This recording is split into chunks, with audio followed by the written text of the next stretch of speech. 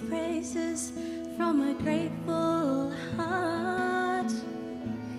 Each time I think of you, the praises start. Love you so much, Jesus. I love you so much.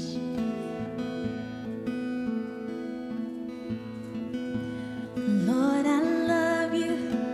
My soul sings here in your presence, carried on your wings. I love you so much, Jesus. I love you so much. Hear these praises. Hear these praises from a grateful heart.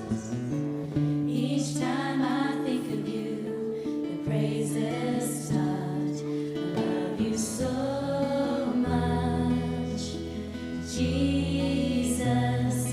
I love you so much. Lord, I love you.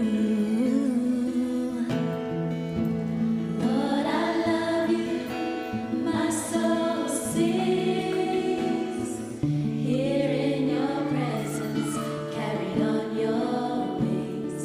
I love you so much, Jesus. I love you so much. How my soul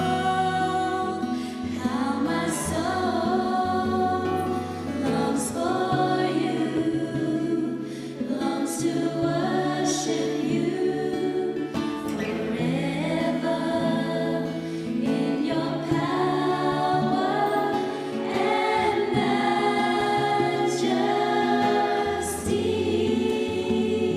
I lift my hands, I lift my hands, I lift my heart, I lift my voice towards the heavens.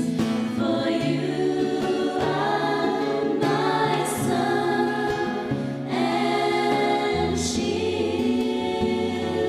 Hear these praises. Hear these praises from a grateful heart. Each time I think of you, the praises start. I love you so much, Jesus. I love you so much. Lord, I love you. Lord, I love you. My soul sings here in your presence, carried on your wings. I love you so much, Jesus. I love you so much. How my soul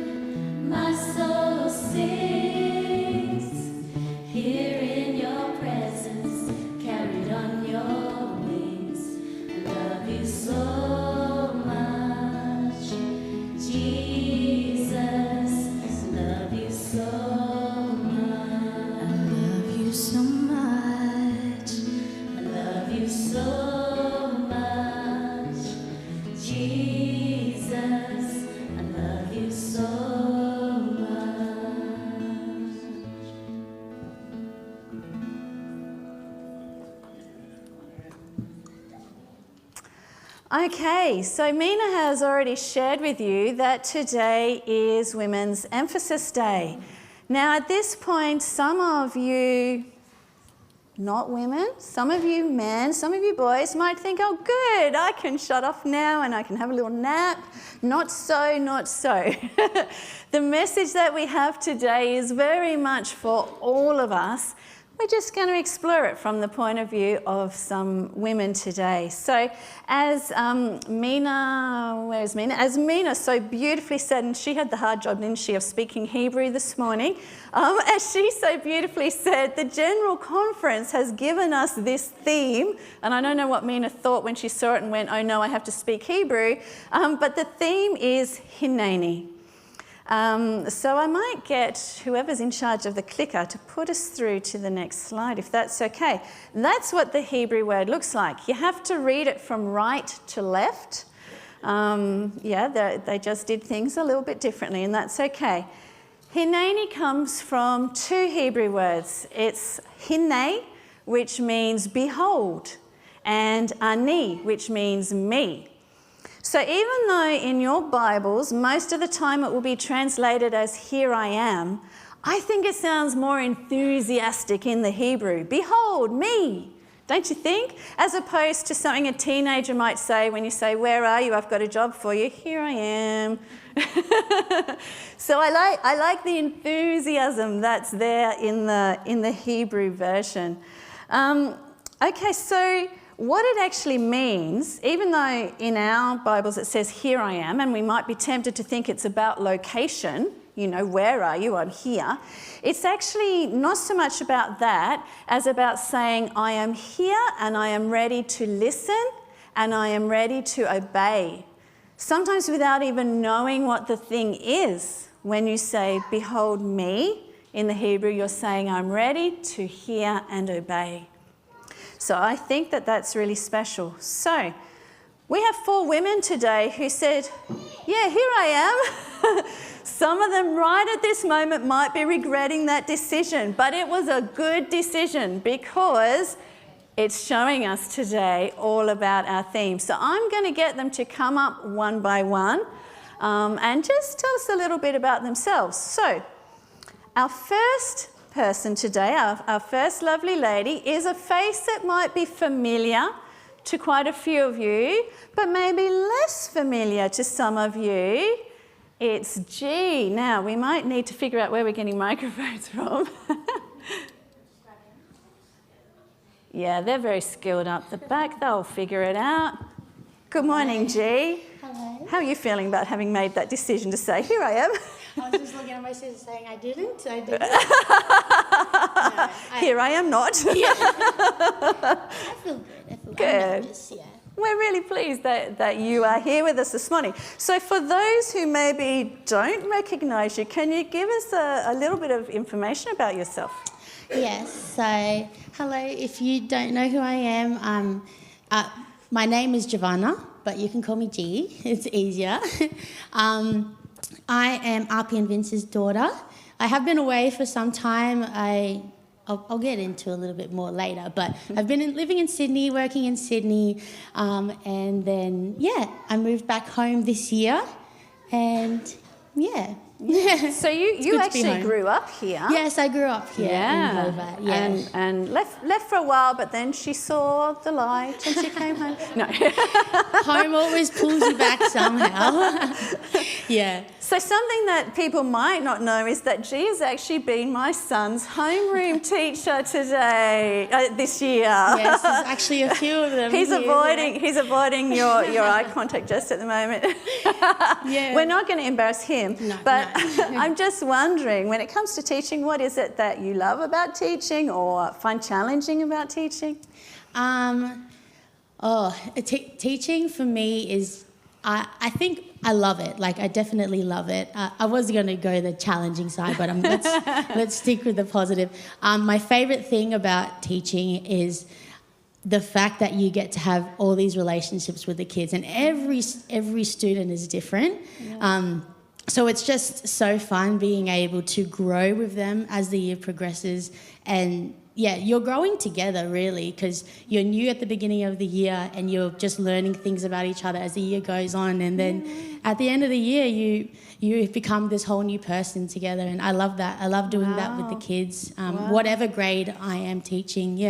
This is my first time doing secondary. Actually, I'm primary trained, so it was a massive jump. I was nervous at first because I always used to say secondary is not for me, but it's been a lot of fun. Wow, amazing. Thank you so much. All right, I'll let you off the hook. You can find a seat.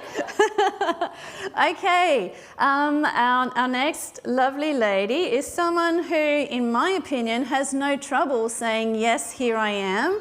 I've known her to say yes to an awful lot of things. So, Tilly, would you mind coming up front? So this was the list I made. Tilly might be able to add to this, but we've had Pathfinders, XT Sabbath School, preaching just last week. So she's come up again for, double whammy. She's involved in worship, Danny's bus, deaconess. Have I missed anything? I don't think so. I think that's all. So thinking of all these things that you do, is there one particular area that you feel particularly passionate about or really enjoy? There's definitely some that I like less than others. And if I was going to pick some top ones, I don't think I have one.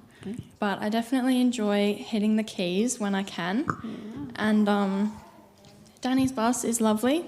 It's really nice to connect with people in the community and be able to meet them where they're at. That's fun. Yeah. Wow. Can I just say we're really happy when you hit the keys too. Very good to hear. Blessing for us all. So when you're not involved in all of those things, what do you like to do, outside of those things? Well, at the moment, I'm between stuff in life, so I have a lot of spare time to waste, do whatever I want with. A little bit of craft. If I was feeling more motivated right now, I'd probably be hiking a bit, walking a bit. I'm not though, so we'll get back there. So I'm not doing a whole lot. I really enjoy studying when I was at school. So I'm definitely looking forward to getting back into uni and being able to learn again. Yeah. Wow. I actually think that's quite extraordinary to hear someone say they enjoy studying. So well done. All right, you can find a seat. Thanks, Tilly. Okay.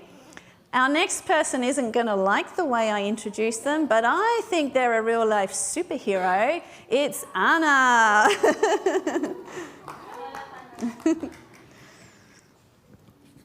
Not a superhero.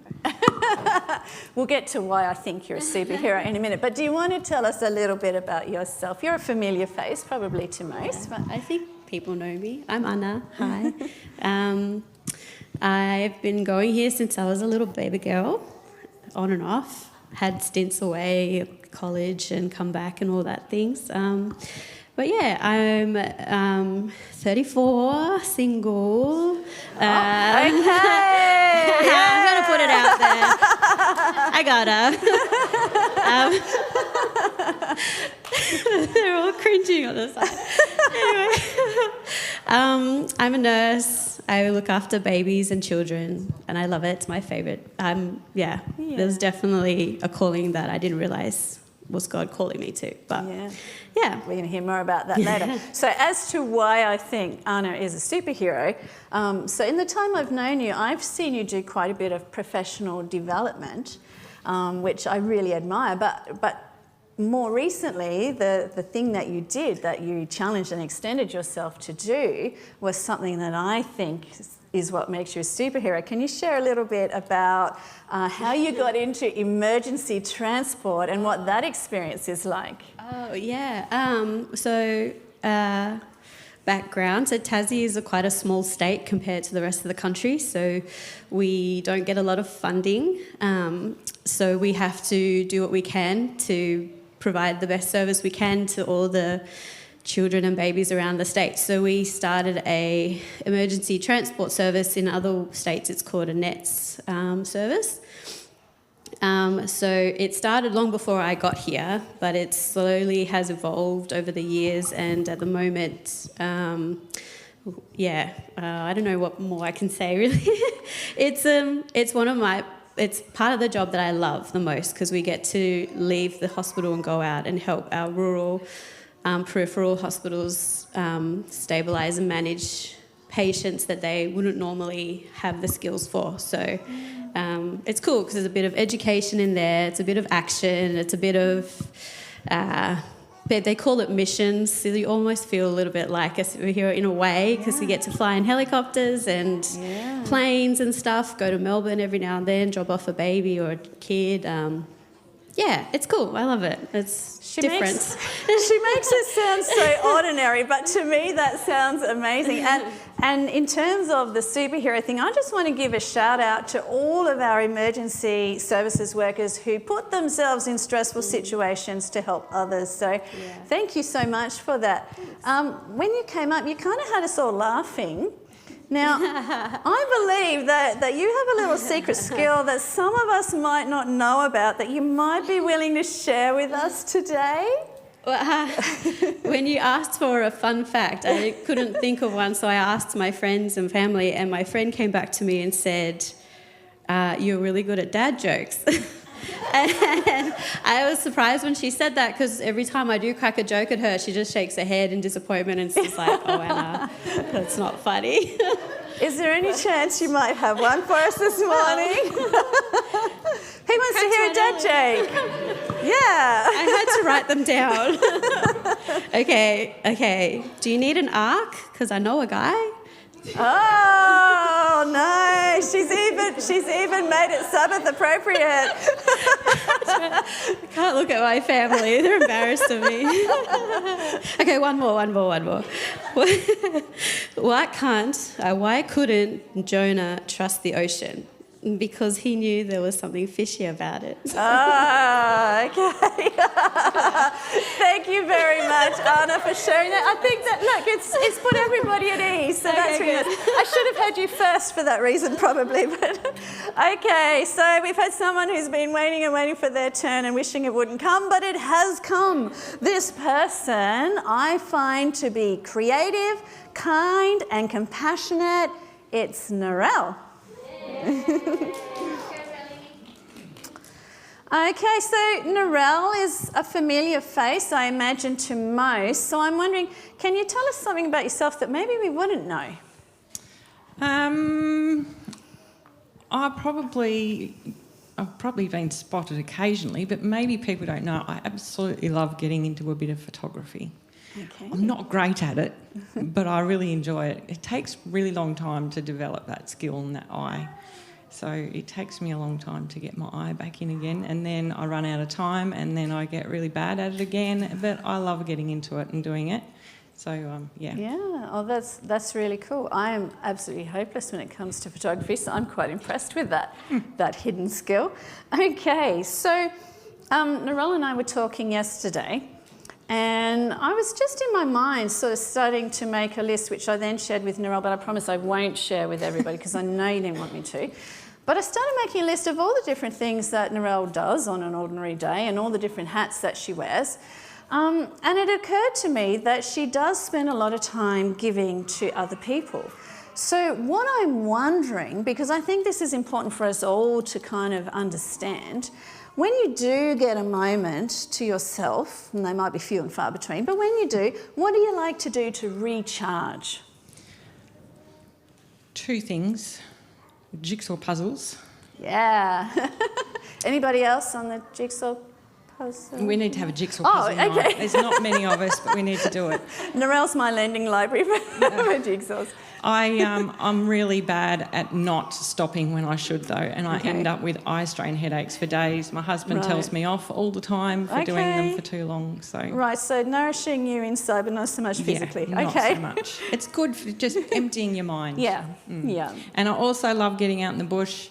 I'm not very fit though, so I've got to find all these little tracks that don't go up ridiculously steep hills, and I'm running out. So You're if you've got in the any wrong state. ideas. I love waterfall hunting. Okay. Anywhere that I can find water running, I'm a happy person. Right. So I think you're in the wrong state for flat tracks, but the Yeah. right state for waterfalls. So Yes. it's probably balanced Yes. out. Okay.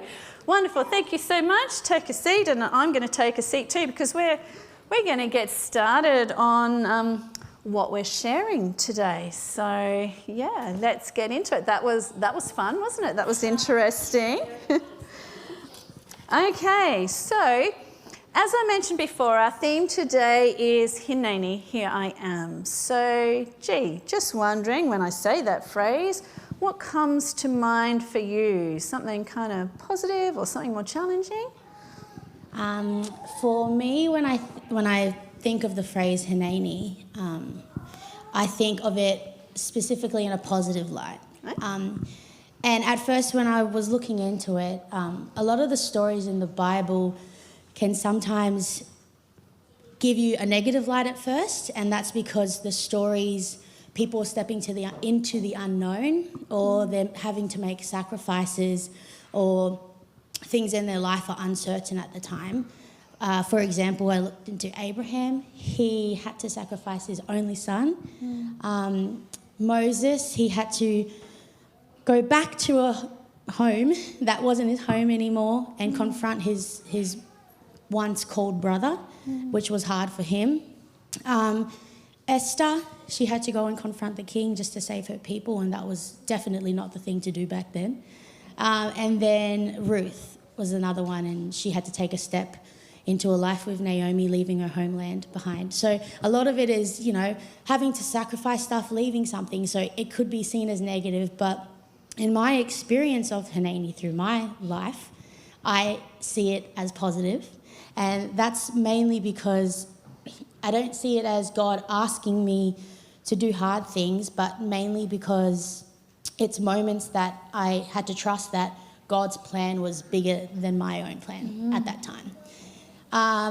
Specifically, a major moment that I think of in my life is when I just graduated from my teaching degree. I had a couple different job opportunities. One was down here in Hilliard, and one was up north Queensland, so totally different directions. And it would have been so much easier to come home. And I always wanted to go to Queensland. That was like on top of my list. But I was with my fiance at the time, and he was church planting in Newcastle, which is in New South Wales, not even in any of those states. And I chose to take a step and stay. I wanted to help him with the church plant, be involved. I had no job prospects in New South Wales, but how God works, I got a message, and it was someone that worked at a school in Sydney, 2 hours out of New South Wales, and which meant I had to make the trek out 2 hours. It wasn't directly in Newcastle, but it was something. And that was at MacArthur Adventist College in Sydney. And honestly, I took the position, and from then that school has a massive impact on my life. It wasn't only just a workplace. I built friendships, I built a church community, and I grew professionally. And so I experienced so many blessings going to MacArthur Adventist College, and even the girl that messaged me, I didn't know her then, but she's one of my closest friends to this day still. It's just how God works is crazy. And then another Hineni moment was this year, taking the leap of faith to leave that community I built I think I was away for 10 years or so, leaving that community and coming back home. And that wasn't easy. That wasn't an easy decision. It definitely wasn't a decision that me and my husband made like that. It's been years in the making, and we finally said, let's just take this step and let's go home. And even with that, I look back and I see God's hand every step of the way. I have come back home, and it's opened my eyes to so many more job opportunities, being closer to my family, which was the biggest reason coming back. And it reminds me that God's plans, again, is always bigger, and you might not see it at the time. So how I respond to it is that it's a positive invitation of God asking me to take that step forward, and ultimately it's for my good and for his purpose. Wow. Thank you so much. So your experience is that that initial moment might feel scary, but for you, God has always come through with something The amazing. end result was Yeah. always positive, Yeah. and that's what I try to remember Yeah. when I experience it. Yeah, because sometimes we find it hard to get through that initial moment, but yeah, that story is really encouraging. Thank you so much. Okay, Narelle, Yes. it is Women's Emphasis Day, and our theme is Hineni, Here I Am. Do you think that speaks uniquely to women in some way? Can we kind of put a women's emphasis thing into a basket where, you know, it's the same for all of us? I believe you've got a story you're going to share. I had a little bit of a giggle when I went through the questions that we could answer. And I saw this one, I thought, that'll be a good one. And then afterwards I thought, why did I pick that one? Because I've had not a great experience with women's ministries as such. I think I've told some people of this story. So let me frame my response to all the other stuff with my previous experiences with women's ministries. My first run-in with women's ministries, and I call it a run-in because that's a deliberate choice of words. the way I saw it was years ago in the early 2000s, they had a yearly women's retreat at Orford, and you and I decided to embark on a journey to Orford for the day with Noah, which is probably only a few weeks old, probably, in tow. With an undiagnosed ear infection that made him cry all day. Yeah. And that's what you remember about that trip. That's what I remember, but... I do not remember that because that was probably the highlight of my trip. I don't remember much of the content of the day. I just remember how it made me feel. And I've probably blocked it out, to be honest. I felt like I walked into a bit of a Jane Austen version in the modern world. Strange women embraced me as soon as I came in. Not strange woohoo, but strange people to me. I didn't know who they were. There were tubs of tulips everywhere and just giggling women. Like, it was weird. Oops, I giggled, sorry. Yeah. They asked where I'd left my husband for the day. At the time I was 22. I was a late bloomer and hadn't married yet. And that was really just the beginning of a very awkward day for me. I think we did some old lady crafts and had some very awkward conversations, none of which I felt qualified to answer. I think there were probably nut meat recipes and how to get stains out of doilies talked about. I've got no idea. It was just a really uncomfortable day for me. But thankfully in recent times, I ventured to Queensland to a women's conference a few years ago, and my friend Sarah, who invited me, she was speaking at it, so I thought, I can't say no. She promised me that it would not be so awkward as my experience at Orford that day. I said, and if any of the shenanigans that happened at Orford even hinted at this place, you can find me at Surfers Paradise Beach, because I'm just going to, pull out of that altogether. So with that in mind, and the fact that, like, I've grown up with two brothers, both of which who are sitting up the back there, a dad who had only one sister amongst his 6 siblings, and poor mum who desperately wanted a girly girl and got me. So I find it a little bit funny that I'm up here for Women's Ministries Day, to be honest, because I identify as a tomboy. But what was the question? Well, we were just wondering whether there's something kind of in common to women's ministries that means that this theme of Hineni, Here I Am, speaks uniquely to us. Like, do we all kind of bring the same thing to this theme? No, we don't. No. I think that was obvious with my story. I was speaking a different language to most of those women that day. Yeah. But in saying that, I guess I'm coming from the non-girly girl perspective, is that I don't think it speaks uniquely to women. I think it doesn't matter what gender you are. And if you look in the Bible, the actual men who said, "Here I am," or the people that said, "Here I am," were men. But it doesn't mean that women didn't do that as well. No. We had Ruth, which G mentioned, Deborah, Hannah and Rahab, and Esther and Mary. They all lived with a "Here I am" attitude. And I think that's where the importance of it is the attitude. Yeah, beautiful. So bearing in mind your slightly uncomfortable experience initially compared to your more comfortable modern experiences, is there something that we can do to support each other in our faith journeys? Let me refer to my notes. No. I think we are very good at not being vulnerable these days. I don't know if we're too proud to be vulnerable, or we just don't like the uncomfortable feeling that comes with being vulnerable. So I think that we can support each other by being vulnerable with each other. What else did I think of?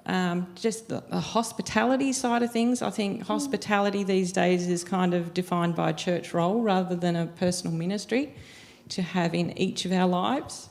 And hospitality isn't about the beautiful dining experience, it's about what you're doing while you're eating. So I think just getting real with each other. Beautiful. Thank you so much. Anna, can you share a time when God called you into something uncertain? G kind of mentioned before that when you get Hineni called, there's a sense of uncertainty there. Can you share a time when God called you into something uncertain or uncomfortable or unexpected? I feel like everybody goes through those moments in their life where they've out of their comfort zone and thrown into something that they're not quite used to. For me, it was I've freshly turned 18 and I moved to Sydney to go study nursing at Avondale. And I know for some people that's probably just like the natural next step after they finish college here.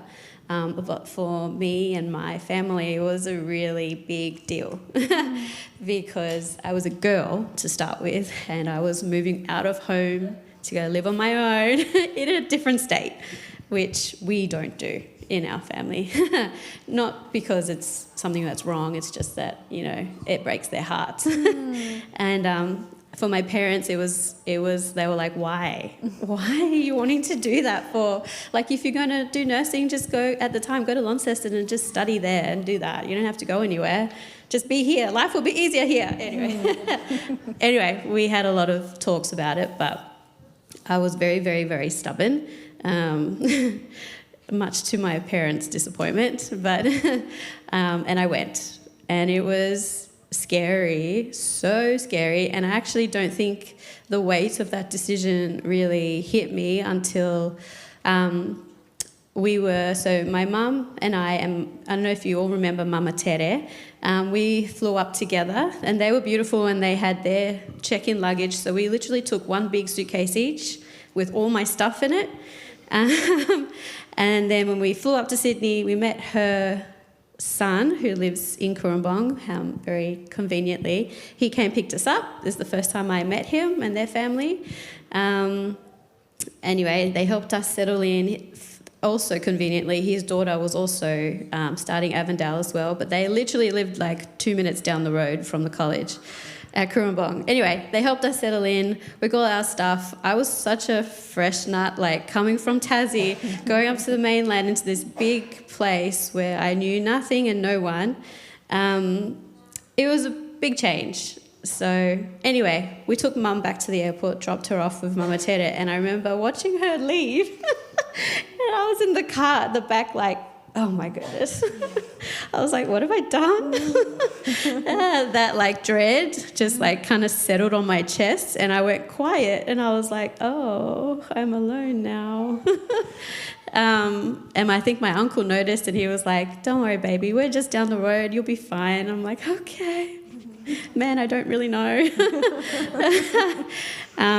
Yeah, but it was the best decision I ever made. And I think, I mean, it took a few years, but once I got through the end of that, graduated, got a job, started working, and stayed in Sydney for a few more years after, I looked back and actually realised, hang on, no, this was God, because there were so many things that could have stopped me from going. I only just had enough points to get in, and I got in. Like, really, I'm not a very smart person.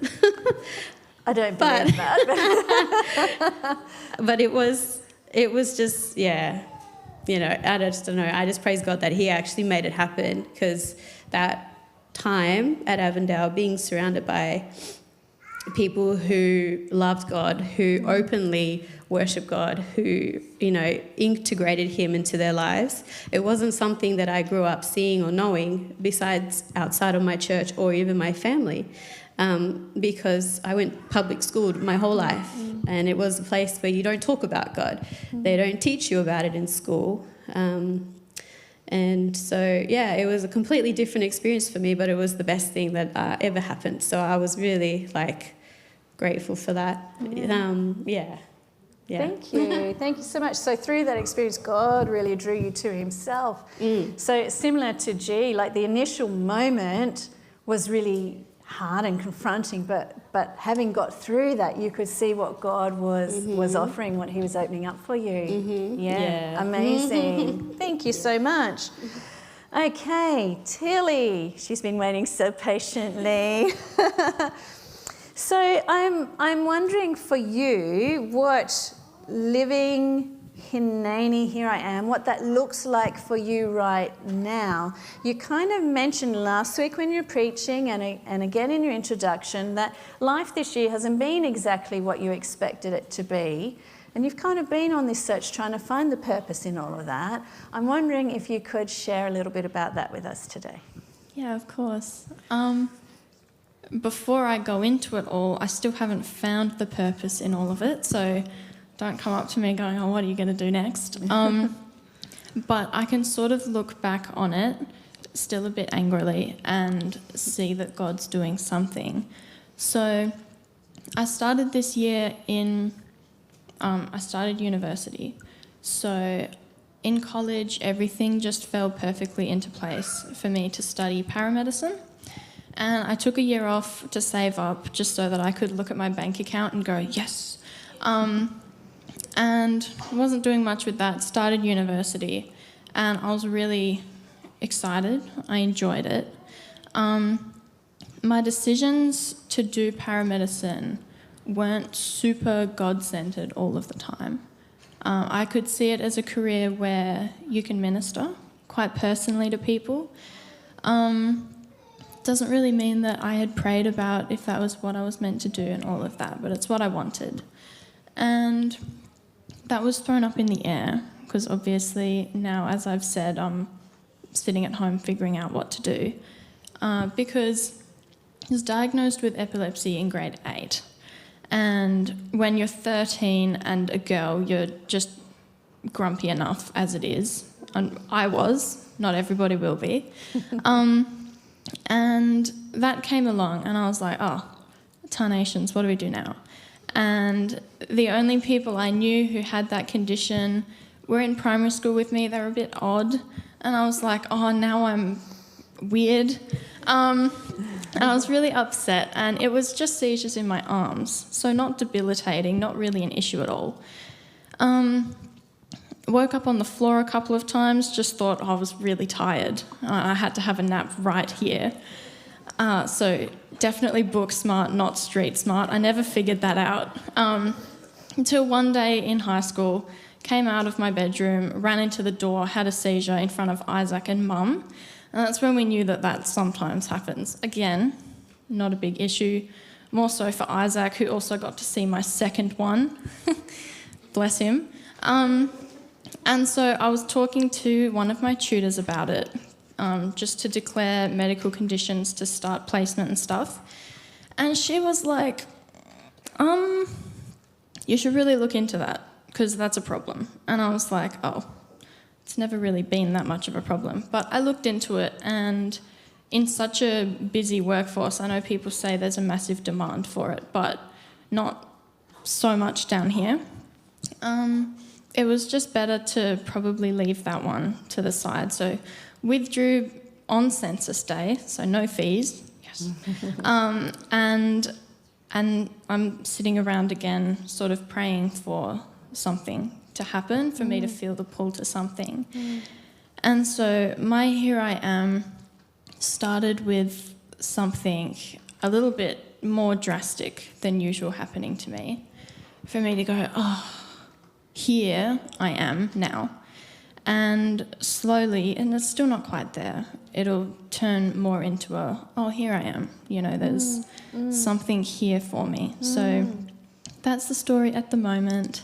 Story in process, progress. So, yeah, that's life for me.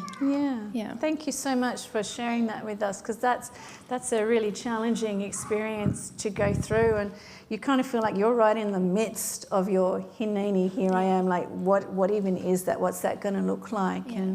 Yeah. And so we really appreciate you sharing that with us. Now, ladies, I'm very sorry to have to say this, but I've been looking at the clock. We've got a little bit more to get through, and we don't want to leave things too long, so we are going to have to just move at a bit of pace through the next few bits, if that's okay. So, Tilly has kind of led us into something that I just want to explore briefly, in that it's not always easy. The hineni moment is not always easy. It's not always clear cut. So sometimes there are things that get in the way of us hearing God's voice or being able to respond to God's voice. Now, G and Anna, I'm going to put you together. I'm sorry, I know that's unexpected, but you're both really busy people. So I'm wondering, first of all, what you are able to do to actually even be able to hear or recognise God's voice in amongst all that busyness. But also, just quickly, what sorts of things might stop you from being able to respond to that? G, would you like to go first? Yeah, so don't worry, I can talk quick. That's going to lead into my first thing of, for me, my biggest thing that gets in the way is daily noise. And what I mean by that is that there's things that's constantly grabbing your attention and wanting it. That can be work responsibilities, social media, expectations, family commitments, and they're not bad things, but they can definitely stop you from just taking a minute to pause and hear. If anyone knows me too, this is big for me. I am constantly keeping my hands busy. I'm having to move like responsibility just because that's how I work, you know? Yeah. I need these notes because my brain will just keep going. I'm looking over at Tilly like, oh my gosh, she's amazing. She's got no notes. I wish I was like that, but yeah, so just daily noise and just your things that you're constantly doing. I'm a mum too. Yeah. My son, you know, he's always needing me, keeping my hands full. So daily noise is a massive one for me. And obviously the main one is fear. Yeah. Fear of stepping into that uncertainty, that unknown. But that's the major thing that gets in the way for me. Thank you. Anna? Self-doubt is a big one, and your insecurities and all of those things. But fear is the driver of all of that, I suppose. I think for me, I do blindly sort of do things sometimes and don't think about it until after, and then I realise that probably wasn't smart. But when I feel like God's calling me to something, though, I do feel like I hesitate.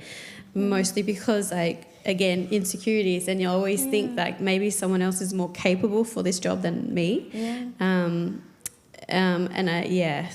But when I try to like move past those feelings, I do tend to talk about it a lot.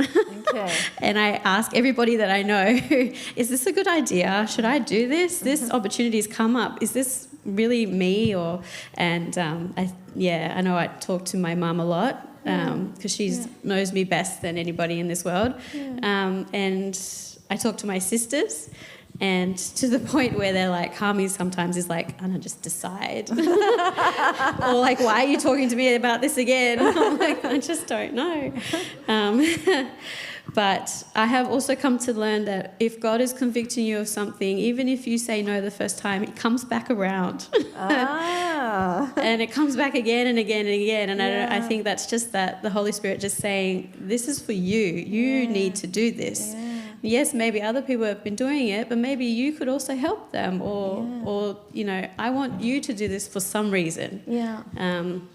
Even if you don't know what that is. But I think eventually, even if it's not something you choose to do now, it's something that God will bring back up at some point.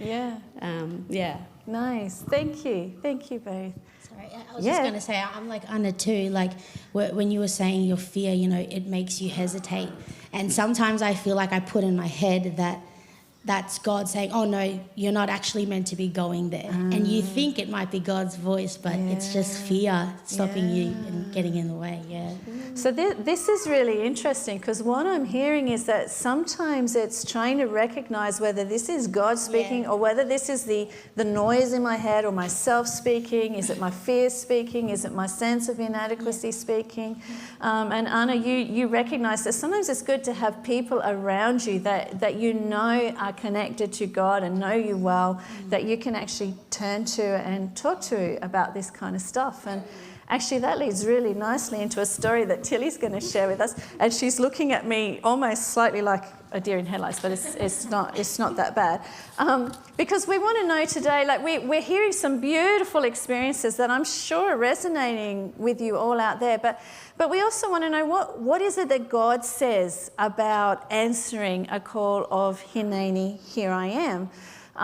And Tilly, you were going to share with us a little bit about the story of Samuel, who himself had trouble recognizing who it was that was speaking to him and had to turn to someone else to find out what was going on. Can you share a little bit about the story of Samuel? Yeah, of course. And if I miss anything, it's your responsibility to pull me up. Okay, that's fine. And I just want to say, for people who might want to look it up afterwards, you can find it in 1 Samuel chapter 3. We're not going to read it today. Tilly's just going to share her thoughts on it. Yeah, perfect. So Samuel was dedicated to the Lord to work in the temple under the high priest Eli, and he was dedicated before he was even born. And as a young boy working in the temple, one night he was laying down to sleep. And I will say there's so much to Samuel's story, but I'll just give you a snippet because I'm looking at the clock as well. He was laying down to sleep and he heard a voice calling his name. And in that time, it says at the start of the chapter, there weren't many visions, there weren't many encounters. And so he went, what's going on? And he went to Eli's sleeping chambers and he was like, you called for me. And Eli said, no, I didn't. Go back to sleep. And so he heard his name being called again, and he went back to Eli and he said, you called for me. And Eli said, no, I didn't. And then he went, you know what? This might be God's voice. And so Eli said, go back, lay down, and when you hear the voice again, say, speak, Lord, your servant is listening. And so Samuel did, and he heard his voice being called again. And he said, speak, Lord, your servant is listening. And then that was the beginning of a very long journey of being a prophet. And Samuel was very prominent. And that started with a really difficult message that he had to give to Eli of, how God was going to judge his family, Eli's family. And he took that message and he gave it to him bravely. And that was the start of a journey where he did that to many, many more people. Yeah, amazing. Thank you. Is there anything in particular about that story that you can kind of identify with or that resonates with you? Well, Anna took my point before. That's good. We're reinforcing Yes. something. God obviously job. wants us to hear it. When I was looking into that story, I was talking to Dad about it. And there's a couple of people who may or may not know who they are, but I tell them everything. Every decision I want to make, everything that's going on. Sometimes they're probably like, oh, shut up now.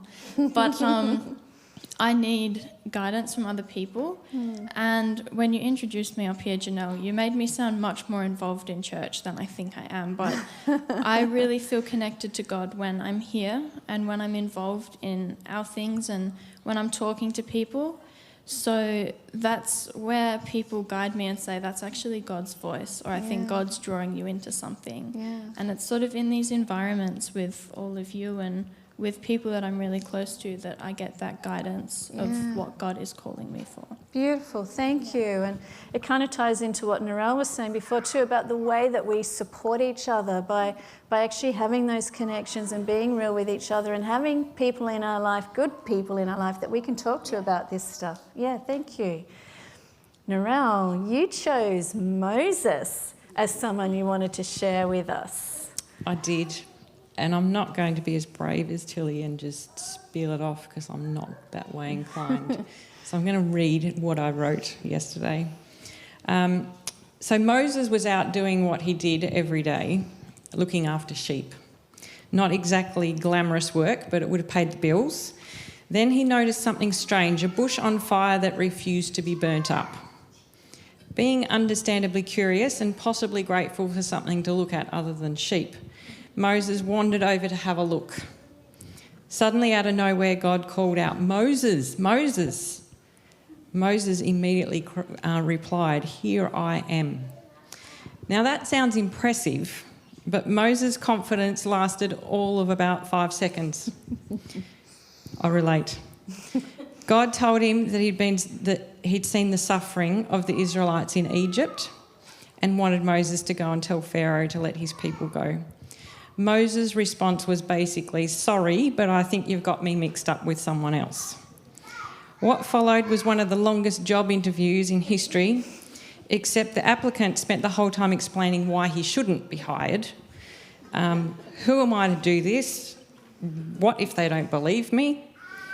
What if they ask who sent me? I'm not a good speaker. Please find someone else. Patiently, God answered every objection. And then he turns Moses' staff into a snake, then instructed him to pick it up by the tail, and he turned it back into a staff again. Admittedly, as far as demonstrations go, and that one has never particularly appealed to me. If I saw my walking stick turn into a snake, my first miracle would be discovering how fast I could run in the opposite direction.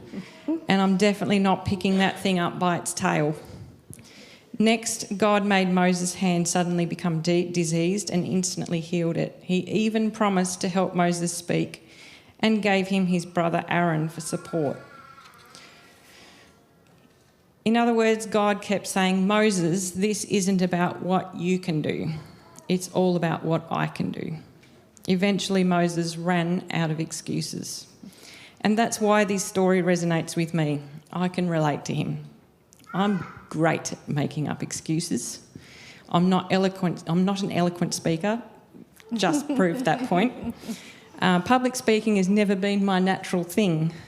And if God wanted to reassure me with a snake demonstration, I'd respectfully suggest he try another sign. But Moses reminds me that God's call has never depended on my confidence or my eloquence or my qualifications. It begins with a much simpler response: "Here I am." Moses' "here I am" moment is so powerful to me. It wasn't the response of a fearless hero. It was the response of an ordinary man who felt completely underqualified, who tried every excuse in the book and then still chose to go where God sent him. Because "here I am" doesn't mean I've got this. It means I'm available, even if I have no idea how this is going to work. And as Moses discovered, God is pretty amazing at working with people who don't know they can do what they can do on their own. who know they can't do it on their own. And that's why I love the story of Moses and his here I am moment. I'm no different to Moses, and he, with God guiding him, led a nation to freedom. That's pretty empowering. Wow. Okay, so as we're listening to these stories, we're starting to hear some themes come through, aren't we? That when you have a Hineni moment, it's not always a moment of absolute enthusiasm. Yep, no worries, God. That sometimes it can feel uncomfortable. Sometimes there can be a sense of fear, a sense of inadequacy. But what we've heard this morning is that if you can get past that, God does extraordinary things. And yeah, I just think that is such a powerful message to hear this morning. So thinking about how God can do extraordinary things, I have one last question for you. So imagine walking into Rosny a year from now and finding a church full of people who say, "Here I am," before God even finishes asking. What would that church look like? What would God be doing in us, through us, and around us? Who would like to start? I might start with Anna, if that's okay. I think it's a super interesting question because I don't think I've ever thought about what our church would look like if everyone answered God's calls. But I feel like we would definitely be a lot fuller. I think we'd be fighting for places to sit. And it'd be buzzing. I think everyone would just be so excited to be here because it's Sabbath. You can spend time together. You can worship God together and share the stories of what we've been doing during the week and how we've shared God with people and maybe how we've seen God working in our lives for that week. I don't know if... So I looked it up to see what does the perfect church look like in the Bible. And obviously there's no perfect church or perfect anything, but there was a passage in, I think, Acts where Peter's preaching, and after he finishes preaching, the people are so convicted that more and more keep coming, and by the end of that passage, it says that God just kept bringing people to this church and thousands were getting baptised. So maybe that's a goal to this time next year. We'll warm the water up. But yeah, I don't know. I feel like that's an example, I think, for us to see of how powerful... what am I trying to say? How powerful it can be when we just say, yes, here I am, I'm here. Yeah. Narelle, you pointed out that when we say, yes, here I am, it's not actually up to us to make stuff happen.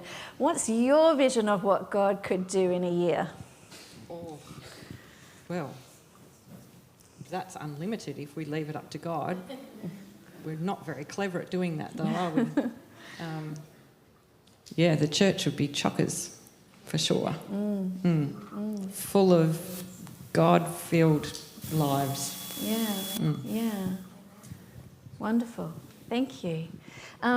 When we were sort of talking about this, you mentioned something that kind of ties into that sometimes our church culture might lead us to think we have to be good at a job before we take it on. Yep. But you sort of shared with me a vision of a church where people didn't worry about whether they were good at a job. They just wanted to answer God's call. Yeah, I think there's a level of expectation that we have to be near perfect to fill a role. Yeah. And I think if you've got a passion for something, go for it. Yeah. God's obviously placed that passion in your heart for a reason. Yeah. And you might not be good at it to start with. It takes practice. It takes making mistakes and learning and growing. And we've got to help each other through that. Yeah. Nurture each other and don't expect perfection. Yeah. That's a beautiful vision of what church could be like. Gee, have you got anything that you'd like to add to that? Hello? Yep. Mine kind of goes off Narelle's too, because I see it as just a church full of people who are just willing to do stuff. And it's not using things that you have to get good of, but why that you have to get good at, but why not use things that you're already good at? I already know that everyone has their own set of skills, so why not use that in any way that it's seen in the church? It could be cooking, it could be just smiling at the front door and welcoming someone, or just listening to someone about their week that they've had. Just really quick story. I think back as to when I went into our new church when we were in Sydney. Azora was associate pastor at this church, where he was also the chaplain at our school. It was the campus church of MacArthur Adventist College. And I felt, what you said before, inadequate. I felt so out of place and didn't feel comfortable. And it had nothing to do with the people. They were the most loveliest people ever. I think it was my spiritual moment, and I just didn't feel quite there yet. So what I did is I took the kids and I started kids' church in the back corner. And that, to me, I was comfortable with it. I did it throughout the whole week because I was teaching, so it was easy for me. I came to church, I did colouring in and singing songs with the kids. It was something so simple, but it was the way I felt comfortable. I could serve in the church in the way that I wanted to. And after starting the kids' church, they still do it to this day. Wow. And to me, it all just went up from there. I started to feel comfortable. I got involved in the singing with the women up the front. And so sometimes it just starts by using the small skills that you have and just going on from there and seeing where God leads you. So sometimes it's not actually about waiting until you're ready and now, God, now you can call me. It's actually about just getting in and starting, and then he does his thing. Amazing.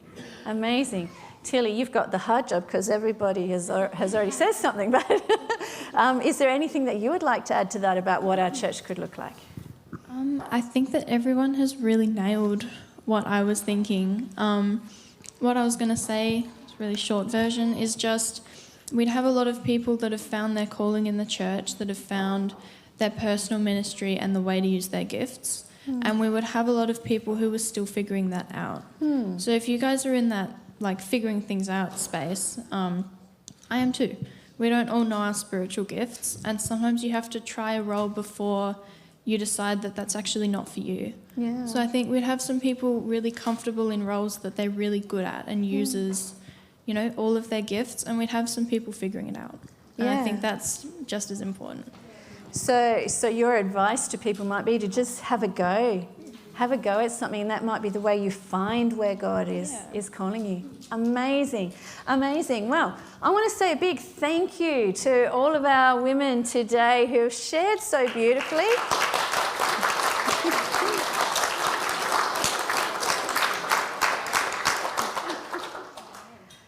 But now it's your turn.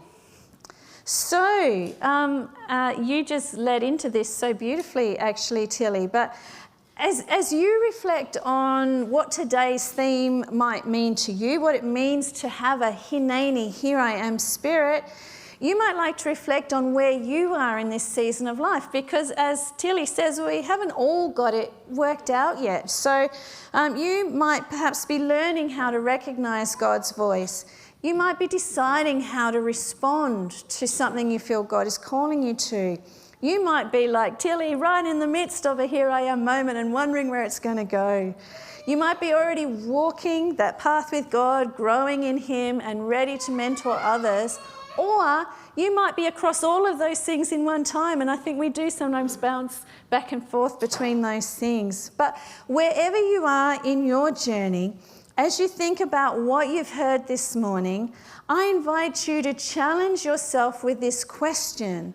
Because as we've spoken about this morning, Hineni is not about having all the answers, being full of confidence, knowing exactly what you're doing. Hineni is actually about recognizing that God has all the answers, that we can have absolute confidence in him, that he knows where things are going. So if we all, as a church, embraced today's theme of here I am, where do you think God can take us in a year? And I want to give you some time to stop and think about that. So we're not actually going to have a final song today, because I don't want to interrupt whatever thoughts you might be having on that. We are going to have some nibbles shortly. And as you go out, as you leave church today, you might be tempted to just kind of leave this thought behind. But I do invite you to let it sort of percolate. Is that a word? Let it percolate. Let it just kind of, go over in your mind.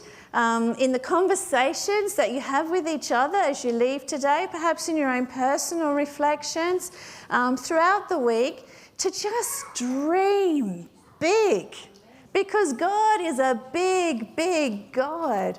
And when he calls you to a Hineni moment, you don't have to be big, because he is, and he's got this moment. So yeah, I just want to encourage you to really think about that as we move forward from today. And again, thank you so much, ladies, for being vulnerable and for sharing your stories with us today. I'm just going to finish with prayer. So if you'd like to bow your heads. Father God, we thank you so much that you are a big, big God, a sovereign God who's got everything in hand. Sometimes because we're down here in the midst of things, we kind of forget that you can see the whole picture, that you have a plan, and that what you say comes to be. We forget that we can be absolutely confident in you. So as we move forward from today, Father, I just ask that you help us remember who you are, that you draw us closer to you, that you show us the way, that we can get to know you better so that we can place our full confidence in you. And this morning, Father, I'm sure there are hearts here today who are having a Hineni moment, a here I am moment, who are making themselves available to you. And as we make ourselves available to you, Father, I just ask that you do wonderful, extraordinary things in our lives, in the spheres of life that we are involved in, whether that be family or workplace or community, and here in our church. We want to see you in action, God. We know that you can do wonderful things, and we want to make ourselves available to you today and place our confidence in you. We thank you that you are a faithful God who will never let us down, who never calls us to a Hineni moment without promising that you are here with us every step of the way. Thank you for that, Father. Amen.